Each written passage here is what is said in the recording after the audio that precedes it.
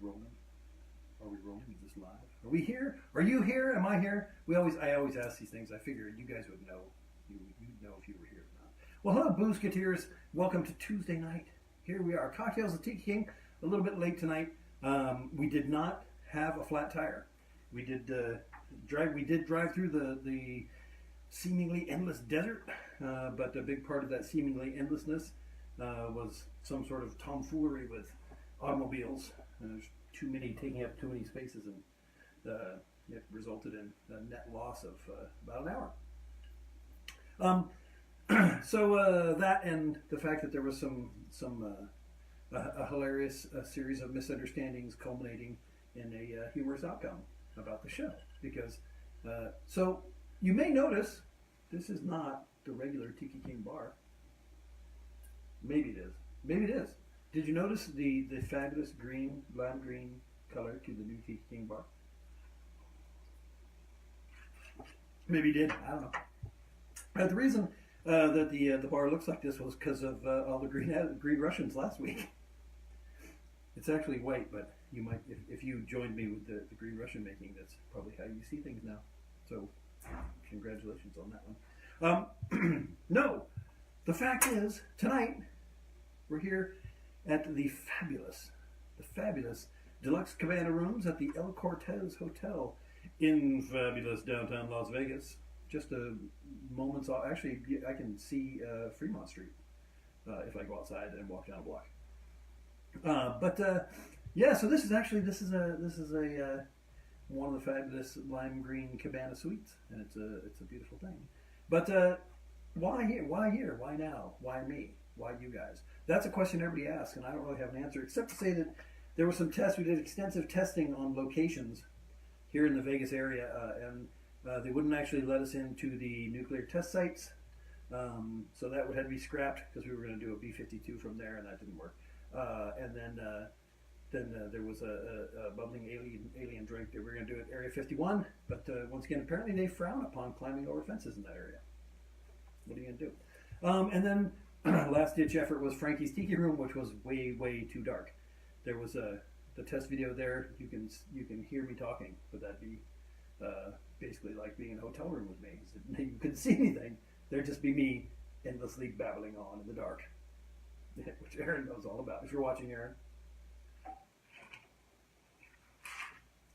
So hey, that's all I got.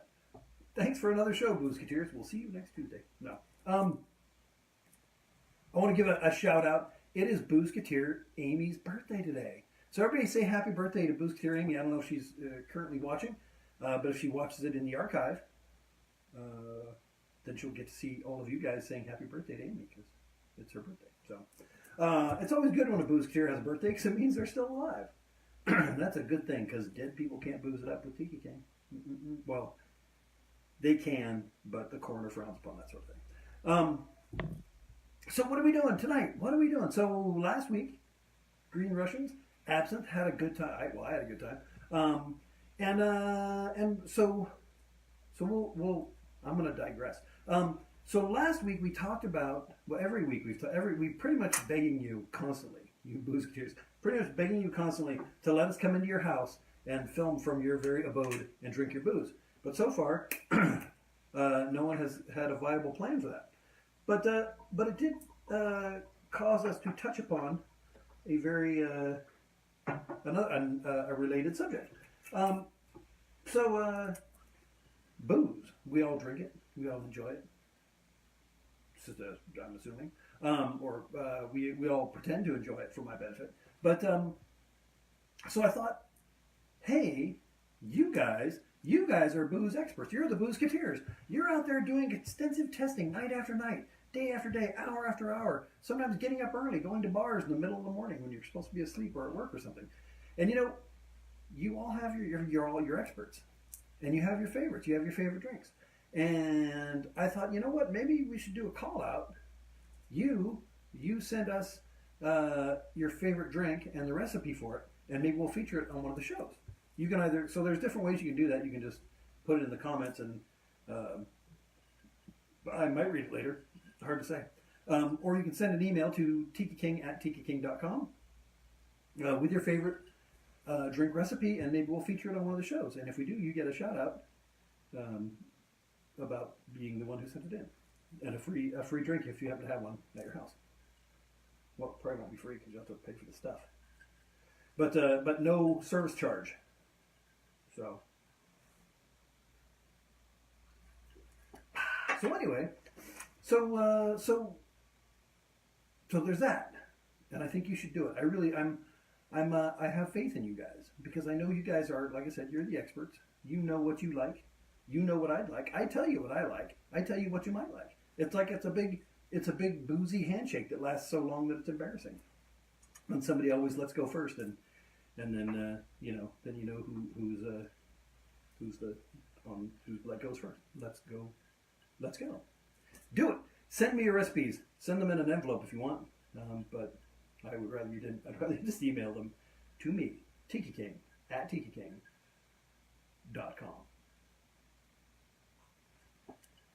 But like I said, so here we are. So the El Cortez. If you have a chance to come to Las Vegas and you're looking for some schwank digs, look no further than the El Cortez on a early weeknight because it's pretty expensive on the weekends. But if you want to come through on an early weeknight, there's bargains to be had. Bargains galore.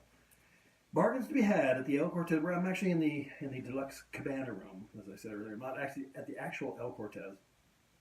But this is pretty, like I said, pretty swank. Black and white, lime green. What? Who? What? It's like a Black Russian and chartreuse all in one, which would be probably really not good at all. Which actually that reminds me. I was thinking. So we did White Russians a while back, and I thought, what if you substitute Bailey's for the cream in a White Russian for the milk? What is that? Is that a thing? Bailey's, vodka, Kahlua. Is that a thing? I don't know. Look it up, Boozeketeers. I expect a full report. And don't do more than look it up. Try it out. It could be it could be a dessert. It could be a breakfast. Either one of those. But yeah, so because I was looking at the bottles, and the fact that I was out of cream this a little while back, and I thought, what if I made a White Russian only with Bailey's? It'd be a gray Irish. I don't know what that'd be. I don't know.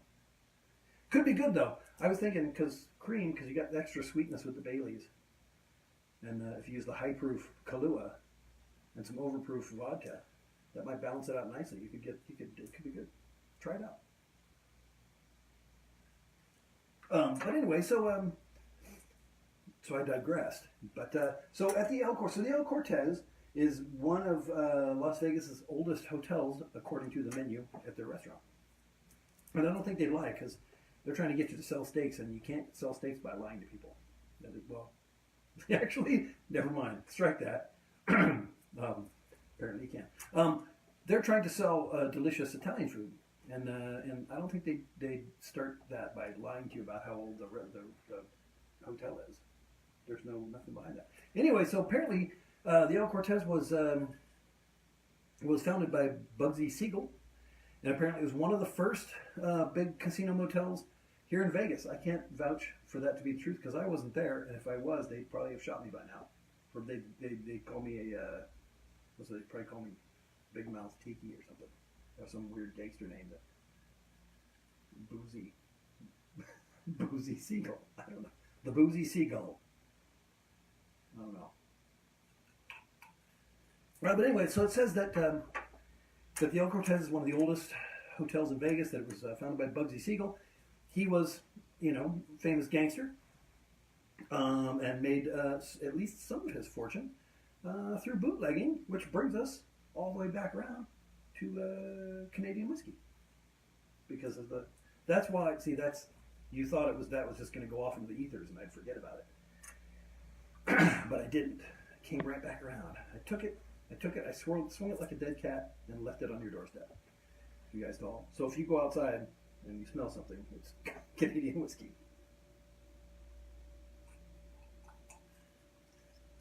But anyway, so yeah, so Vegas, Rich, Vegas. You want to talk about boozy history? Vegas has some of the richest boozy history around. This place has had more bars, more booze, more drunks.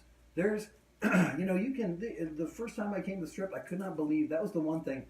I have to say, I was expecting, Ocean's 11 Vegas, and unfortunately, the first time I went to the Strip, it was kind of like bad neighborhood 7-Eleven Vegas because there was bottles of liquid. Is all I'm going to say.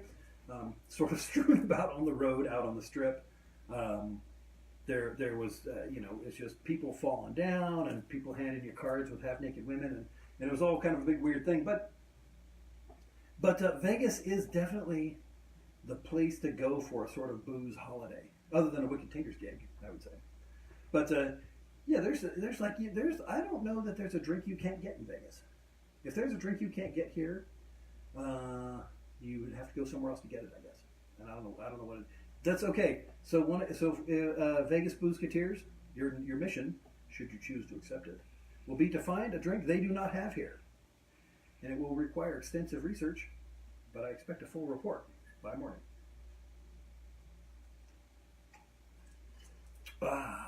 And so that was another thing was we had thought about doing the show from Fremont Street and sampling fine yard-long margaritas. But I've never heard of any good coming from that. So that idea was scrapped. Because one, they're not good, and two, they might be just too good. And the show could have gone sideways in a manner which would have been unpleasant for all involved. It could have ended up on the zip line. just crop dusting with vomit the whole Strip, which could have been a spectacle, I gotta say. That could be the new. So among some of us Boozeketeers, we like to collect terms for booze inspired lunch losing, and there's been a few. Some of my favorites, which we've had some group participation. The Whirling Dervish, that's always a good one. The Rainbird. There's a lot of different ones, but that could be a whole new one. The Zipline Crop Dust. And there it goes. That would just be awful. And I bet that's happened too. I'd be willing to bet that there's had to have been at least one person who's just, I'm gonna go on the zip line. They got now, I bet they have guys up there who are like, no, you're not. You're not going on the zip line. That's how the yard long margarita. I'm ready. No, go home. If Jay was watching the show, he could probably comment on that. Because I've noticed when he walks down Fremont Street, he has an umbrella. Could be just because of that. Well, there could be other reasons too. But I'm not going to get into that. It was kind of a lacy parasol kind of deal. But anyway, so here we are. This is actually I guess this is only the second one we've done. We did one from the Rebar a little while back. We tried to do we did the teaser at Frankie's last time because once again it was too dark. Frankie is fabulous tiki bar, and a great place for Boozeketeers, young and old, as long as the youngest they are is 21, and the oldest they are is still alive. But it's Northern Field Office. Go there whenever you have a chance. But it wasn't going to work out for the show because the show requires that you see me to really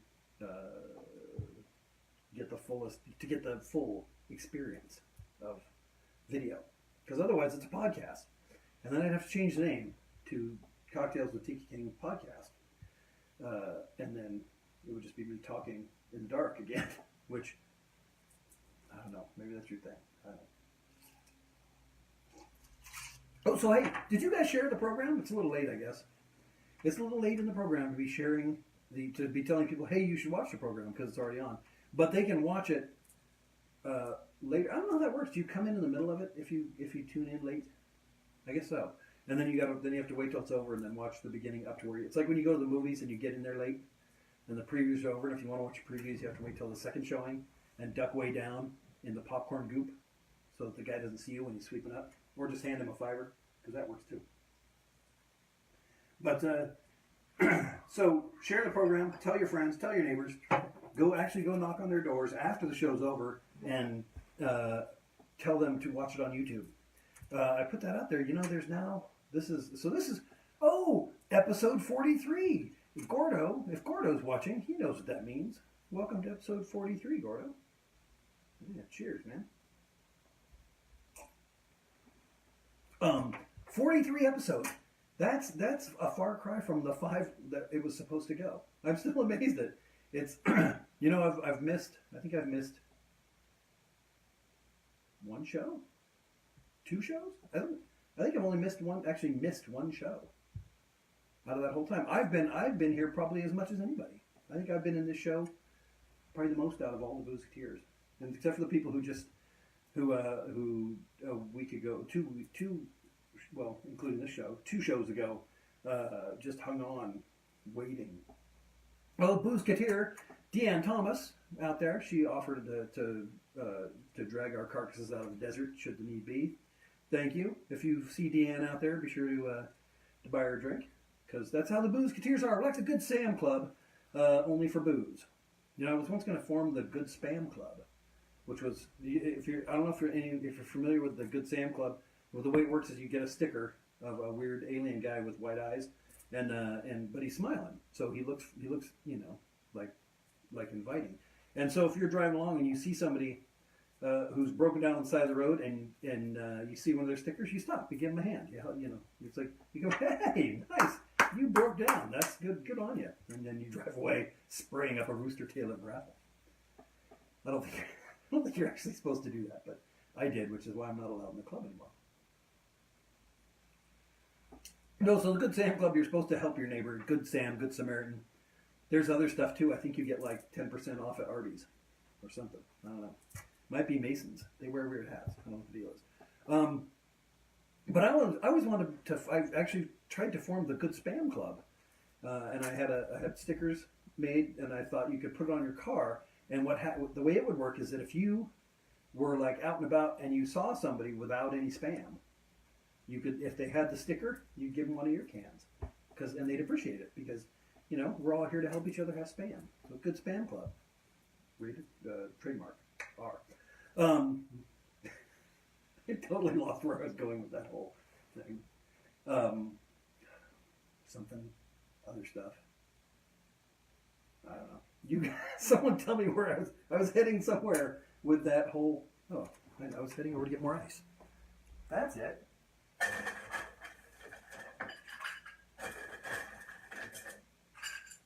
Oh, that's right. Now I remember. See, it was the tinkling of ice going into the glass of fine Hellcat Maggie whiskey that reminded me. What, water, why, what, who, when? I'll tell you who. I'll tell you. Once again, back. Deanne, thanks for your offer to help. That's what it's all about. Boozeketeers help each other out. Help out strangers. Help out friends. Help out people you don't know, and they may become people you know. Be friendly to those who might give you booze.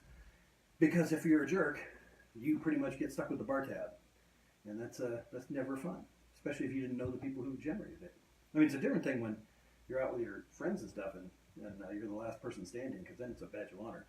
But yeah, so that's just the kind of thing that we here at the Tiki King program show applaud.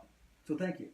And you know, we didn't happen to need the help, but it's fantastic that just by being part of some weird group of people who have nothing better to do on Tuesday night, you know, it was comforting. It was comforting at a time of need, out there rolling the donut of shame across the endless asphalt ribbon in the middle of the night, thinking, you know what? All we have to do is make a phone call, and all of our pain will end. But we didn't. We drove very slowly and looked at fires, and I think went to Del Taco. So, you know, the whole thing, it wasn't a total loss. If that sounds pleasant to you, man, were we winning. Speaking of winning, you can win your very own Boozeketeers button, you know, simply by accosting me in person, saying, "Where's my damn Boozeketeers button?" And then discreetly, like with a corner of your mouth, saying, Buy you some French fries. That's the password. Which it'll be better for somewhere where they don't have French fries. Buy you some French fries. You can nod and wink if you want to. You don't have to. But yeah. So if you see me in the wild, and I'm wearing more than a loincloth, if I'm wearing a loincloth, then you have to say, "Did you want some fries?" afterwards. But yeah. So there you go. That's this week's password. Write it down. Keep it safe. I think that's a. Digress. I didn't time travel this time. And then next week's show is good. Oh, next week's show. Boy, do we have surprises for you next week. Let's see. So next, so you can say next week, you can say, man, you should have been here last week when they promised good things for this week. So if your friends who missed it. Oh, well, that's right. So 43, man. There should be an award for jumping subject to subject at high speed. I'm like, I can do that really fast. So episode 43, been doing this for 43 weeks, and guess what? It's all on YouTube. It's all up there. You can look up and read ridiculous descriptions of the shows. And even if you're one of those Boozeketeers who's been here with us for every single show, you can go back through. You don't even have to watch them, but you can just read the description and go, yeah, and it's like a trip down memory lane. It's best if you do that if you get yourself a tumbler of booze while you do it, because otherwise then people just think that you're crazy again and they'll up your meds.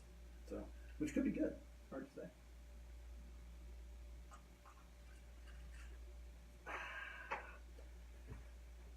So how are we doing? What else? Go to the websites. Go to the websites. Go to tikiking.com. Go to tikiking.info. If you want to refer your friends, just tell them to go to tikiking.com/booze. That's easy to remember. Booze with a Z-E. Booze. Otherwise, they might think it's an adult site. If you're not pronouncing it right in your drunken stupor. Yeah, that's the portal for all things Boozeketeer. And you can go there and check stuff out and do things and tell other people to go there. And go to YouTube. Tell your friends to go to YouTube. Tell your enemies to go to YouTube. Tell your mom to go to YouTube. Yeah, say, hey mom, go to YouTube. So she'll think it's some kind of swearing thing that she doesn't understand. She might. I don't know. I'm not sure how you talk to your mom, so it could be good, could be not good. I'm not sure. Oh, I forgot to say. Tonight, yeah, I'm drinking fine Hellcat Premium Irish Whiskey. I recommend that if you get a bottle of it, you drink it. Makes a great gift. And it's in a bottle, which is handy for transporting. Because, sometimes you can go to the distillery and say, I'll take a handful, but then you got to take it on the plane. It's not so good. Which reminds me, Boozeketeer life hack. If you're traveling about the country on an airline, or you could be by train, but I can't comment on that yet because last time I was on the train, the bar car was broken down. The bar car was actually boarded up. I went and peered in through the boards and salivated slightly, but I couldn't get in. So Boozeketeer life hack: if you're traveling around the country with multiple stopovers, drink on the plane. I'm telling you. Because average plane drink is between $5 and $7 for a 1.5 ounce pour, and you can get a double, which is a 3 ounce pour, for $14.